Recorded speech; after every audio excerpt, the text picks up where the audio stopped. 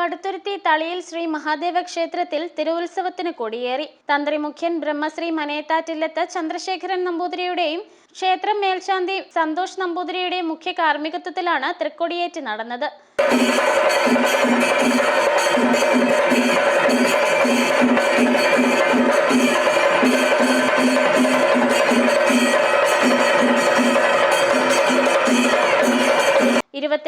ആറാട്ടോടുകൂടി ഉത്സവം സമാപിക്കും.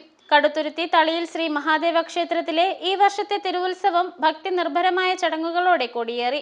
സഹസ്രനാമജപം, പുരാണ പാരായണം തുടങ്ങി ക്ഷേത്ര ചടങ്ങുകൾക്ക് ശേഷം രാവിലെ 9-നും 10-നും മധ്യേയുള്ള ശുഭമുഹൂർത്തത്തിൽ തന്ത്രി മുഖ്യൻ ബ്രഹ്മശ്രീ മനേത്താറ്റില്ലത്ത് ചന്ദ്രശേഖരൻ നമ്പൂതിരിയുടെയും ക്ഷേത്ര മേൽശാന്തി സന്തോഷ് നമ്പൂതിരിയുടെയും മുഖ്യ കാർമ്മികത്വത്തിലാണ് കൊടിയേറ്റ് നടന്നത്.